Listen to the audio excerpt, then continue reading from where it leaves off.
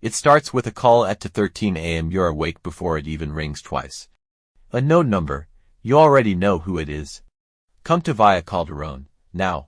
The line goes dead. No explanation. No second chance. You're moving before your mind catches up, shoes on, jacket zipped, heart already racing ahead of you. The street is empty when you arrive. A black sedan waits under a flickering street light, engine running like it never stopped. The doors unlock. That's your invitation. You slide inside. No one greets you. No one turns. A man in the front seat hands you a sealed envelope. Thick paper. Heavy. Intentional. Open it inside, he says. The car moves before you can respond. 15 minutes later, your name, your birth certificate, and beneath it, your father's name. A name that runs this city without ever appearing in it. One of the men leans forward. You've been hidden your entire life, he says. That ends tonight. Another slides a phone across the table. If you walk away, you forget everything. A pause. If you stay, you don't. You pick up the phone, and just like that, you step into something that never lets you leave. They don't give you power. They give you tasks, small ones at first. At 9:40 a.m. you deliver a package across town. No questions. At 2:15 p.m. you hand off a flash drive in a parking garage. No eye contact.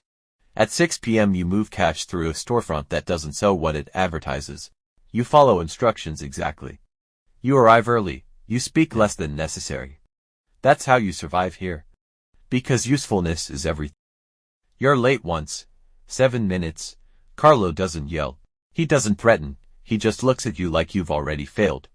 Time is respect, he says quietly. Now we know what we mean to you. After that, the jobs change. Heavier. A duffel bag that weighs too much. You don't look inside. You never look inside. But when you hand it off, the man nods once. You're learning. That approval hits harder than it should. And that's when it starts. You don't just want to survive here. You want to belong. They stop watching you constantly, which means they trust you just enough to test you. You sit in rooms now. Quiet rooms. Rooms where decisions happen fast and consequences last forever. Names get mentioned. Numbers get agreed on. Lives get decided like transactions. You learn the structure. At the top someone no one names. Below him captains. Below them people like you. Layers. Protection. Distance. You're given responsibility. 2 runners. They look at you the way you used to look at Carlo. You hear his voice coming out of your mouth. Be early. Don't ask questions. You don't even think about it anymore. Then something goes wrong. One of your runners panics. Says too much, to someone he shouldn't. Carlo doesn't handle it, he gives it to you. Fix it, that's all. You find the runner, he's shaking. Apologizing, you listen, you nod, and then, you decide. No hesitation. By morning, the problem is gone, no one talks about it. But they look at you differently now. You're not just useful anymore, you're trusted. And trust here comes with weight. Your phone never stops ringing. 3 lines. 2 burners, 1 encrypted. You manage movement now. People, money, information. At 11 a.m. you reroute a shipment worth $240,000. At 3:30 p.m. you cancel a meeting before it turns into a problem. You don't react, you adjust. That's the job. You start to see the system clearly. It's not chaos, it's structure. Every move calculated. Every risk measured. Everyone replaceable. You learn leverage. Who owes what? Who fears who can disappear without consequence. Information becomes your weapon, and you use it. A deal almost collapses, 2 sides ready to walk. You step in, not with threats, with knowledge, a name, a detail. Something only one side should know, silence, then agreement. That's power, not force, control. And you realize something else. You don't feel anything anymore. No fear, no hesitation. Just calculation. People notice when you enter now. They don't announce it, they just adjust. You control part of the city. 3 crews, 12 operators, money flows through you. Last week $1.2 million. You don't touch it, you direct it. That's real power. You sit in higher meetings now. Captains speak, you listen. Sometimes you speak. Carefully, every word matters here. Because mistakes don't get corrected. They get remembered. You see the politics, the tension. Loyalty isn't stable, it shifts. One captain tests you, delays payments, questions your calls. He's not challenging your decisions, he's testing your position.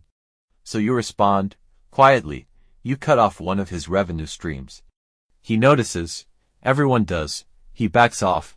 That's how respect works. You take it. But every move like that costs you. You stop sleeping properly. Your mind never shuts off. You're always thinking, always calculating. Even when you're alone, especially when you're alone. You don't take orders anymore. You give them, and people listen. Because they have to, or because they believe in you. You report directly to a captain now. Short meetings. Serious conversations. Long-term decisions, expansion, risk, control. You approve operations that change lives. And lives, you don't need to see the outcome. You already know it. Then a problem appears. Internal, a leak. Information is slipping out. Small details, enough to cause damage. You're assigned to find it. You investigate quietly. Patterns, access, timing. It leads somewhere you didn't expect. Someone close, too close. You confront them. They deny everything, but you already know. And this time, you don't hesitate. Not even for a second. Afterward, everything stabilizes. The leak is gone. You're rewarded. Trusted more than ever, but something changes. You stop questioning things, not because you shouldn't. Because you don't want to. You sit at the table now, not at the head, but close enough. Decisions here shape entire systems. You manage alliances, other families, other networks. Even officials. You don't threaten. You influence, money, favors, secrets.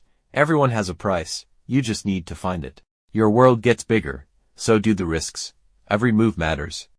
Every decision is watched. You can't hide mistakes anymore. Only reduce damage. You think in years now. Not days. You build systems, layers of protection, backup plans. Exit strategies you'll never use, because leaving isn't real anymore. You see the top clearly now. And it sees you. A conflict rises, to sides. One choice. You can't stay neutral, so you choose. And everything shifts. You win, but the cost is immediate. People you trusted. Gone, replaced, erased. You don't react, you adapt. That's the price of power. The room is quiet when you walk in, not respect, distance. You sit at the head now. Everything runs through you. Money, information, decisions. You don't move. You direct. You don't react. You anticipate. The system feels smaller now, contained, predictable, but you know better. Control is never complete. You spend more time alone. Not by choice, by necessity. Fewer people you trust. Fewer who understand. You don't think in people anymore. You think in patterns, threats, outcomes. You remove problems before they exist, quietly, efficiently. No one questions you. And that's the danger, because without resistance, you rely on your own assumptions, and assumptions fail.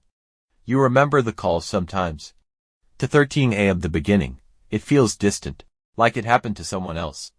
You don't regret it. You don't feel much at all. That's the cost. Not guilt, not fear. Absence. The phone rings. To 13 a.m. again, you answer.